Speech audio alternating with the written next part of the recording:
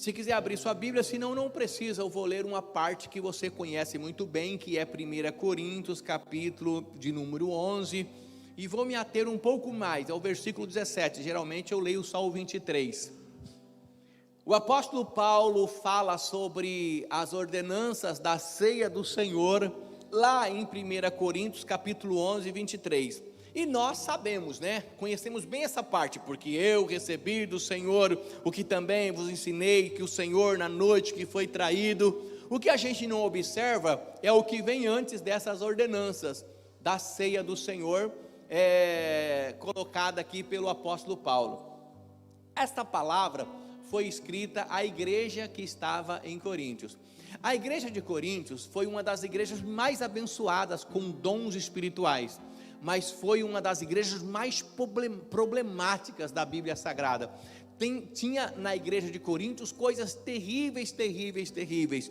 E a ceia começou a caminhar de uma forma incorreta. A ceia começou a caminhar por um lado que era longe daquilo que realmente ela deveria ser. Eles começaram a confundir a ceia do Senhor com um que eles chamavam de ceia do amor. Eles iam para a igreja, eles costumavam ficar o domingo todo na igreja, e lá eles levavam a comida, a refeição, a bebida, e eles repartiam entre si.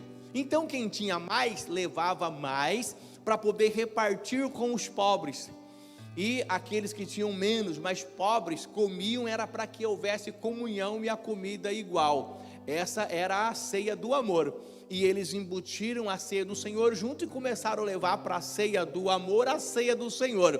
Aí levava o pão, e aí levava o suco da uva, no caso o vinho. E aconteceu, com o passar do tempo, as pessoas começaram a se reunir para comer e beber. A situação era tão agravante que tinham pessoas que se embriagavam na igreja no dia da ceia do amor e da ceia do Senhor, dado a muitos vinhos. E algumas pessoas que tinham mais condições começou a criar grupinhos, quem tinha mais e quem tinha menos. Logo os que tinham mais comiam mais, e quem tinha menos comia menos, e tinha gente que passava necessidade dentro da própria igreja, na chamada ceia do amor e ceia do Senhor. Passava necessidade e às vezes até fome, porque ficava o domingo inteiro dentro da lei da fumaça, porque eles não podiam cozinhar, eles levavam e comiam ali dentro do templo da igreja. E em contrapartida, algumas pessoas bebiam até ficar bêbado. Eu vou ler para você um trecho de 1 Coríntios capítulo 11, versículo 17, antes de Paulo dar uma organizada. O que Paulo fala, gente, a ceia está de forma errada, então vamos acertar, tem que ser assim. Mas ele diz assim, em 1 Coríntios 11, 17, nisto porém, que vou dizer, não vos louvo, porque vos ajuntais, não para melhor, senão para pior. Vocês estão juntando na igreja para ficar melhor, está piorando.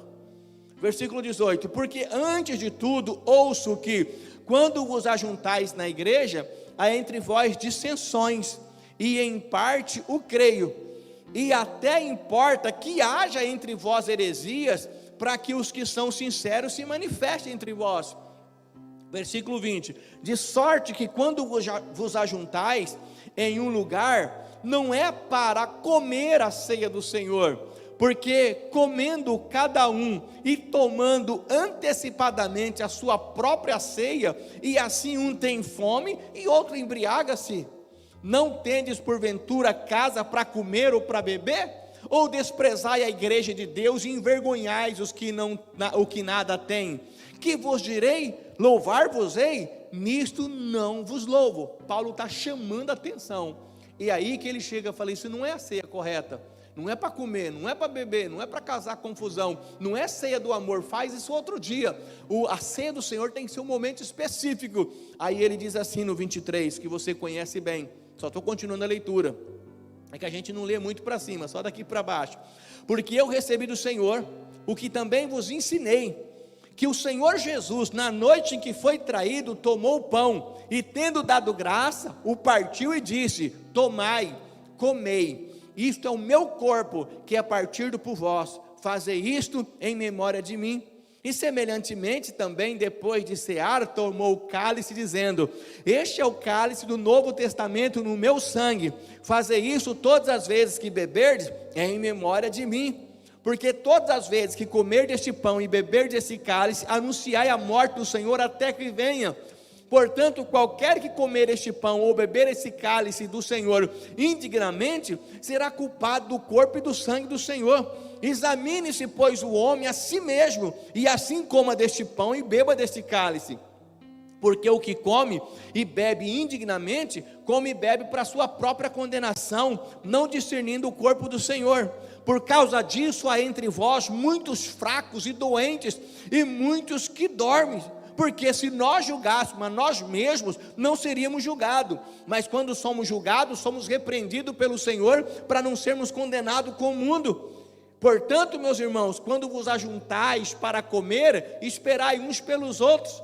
Mas se alguém tiver fome, coma em casa, para que vos não ajunteis para condenação. Quanto às demais coisas, ordená-las-ei quando for.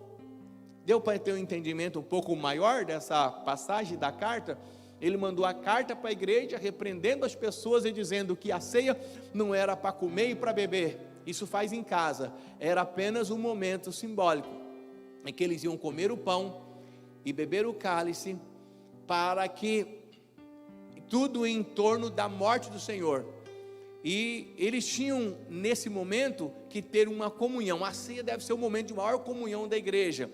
Eles tinham nesse momento a renovação da aliança, principalmente o que cabe na nossa parte, a aliança com Deus. A nossa parte é ser fiel, a nossa parte é anunciar a morte dele até que ele venha, ou seja, dizer para as pessoas que Jesus morreu. Mas a mensagem da cruz, ela para na morte de Jesus? Não. Então é claro que a nossa missão é dizer que Jesus morreu para salvar o homem. Jesus morreu por você, mas Ele tomou o teu lugar, mas Ele ressuscitou ao terceiro dia e breve voltará para buscar a sua igreja. Então essa é a missão da igreja, anunciar Jesus Cristo. E quanto ao resto, examine-se, pois, o homem. Examine você mesmo, porque examinar o outro é muito fácil. Examine você mesmo. Você está pronto? Você está apto para tomar a ceia? Se está em pecado, se tem alguma coisa errada, se falta comunhão, se tem briga com o irmão, igual tinha na igreja, corrija primeiro, para depois participar da ceia. Examine-se, pois, o homem.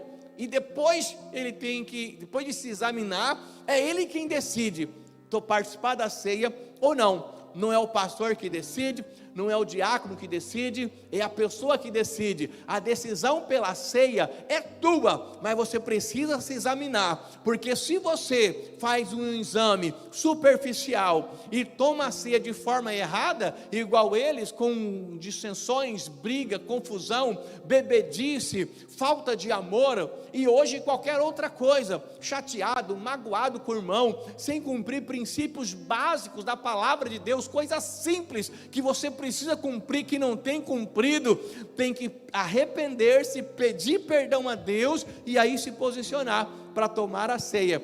E ela só é tomada quando eu estou em situação errada, quando eu oro e eu percebo que a oração, o arrependimento é genuíno, a oração foi feita e eu vou ter uma mudança a partir de agora, então eu participo da ceia. Senão eu não participo da ceia. Mas a decisão é de cada um, é de cada pessoa. Paulo disse assim: por isso há entre vós muitos fracos e doentes, e não poucos que dormem, porque tomam a ceia de forma errada. A ceia do Senhor é algo muito importante, é algo muito sério, e tem que ser tomada com a devida reverência ao nosso Deus. Como está a sua vida com Deus? Como você está? Será que o pecado tem feito parte do seu cotidiano? Ele já é um hábito e não um acidente? Se é um acidente, e isso sempre vai acontecer, a gente se posiciona. Mas quando ele é um hábito, é aquelas coisas erradas que a gente faz constantemente, é pecado. E aquela coisa certa que a gente não faz constantemente, é pecado. Eu peco por ação e peco por omissão. Eu peco por fazer coisa errada e deixar de fazer coisa certa. Você é cristão, você tem dedicado tempo para Deus? Eu não tenho tempo para Deus, é pecado. não tenho tempo para ler a Bíblia, é pecado. Não tenho tempo para orar, é pecado. Não tenho tempo para ajudar ninguém, é pecado. Não tenho tempo para fazer visita, é pecado. Não tenho tempo para ir na célula, é pecado. Não tenho tempo para orar pelos outros, é pecado. Porque é trabalho que nós precisamos fazer. Não amar o próximo, eu estou em pecado. Eu não preciso odiar o próximo. Deixar de amar é pecado. Deixar de fazer o que está ao meu alcance para o bem do outro é pecado.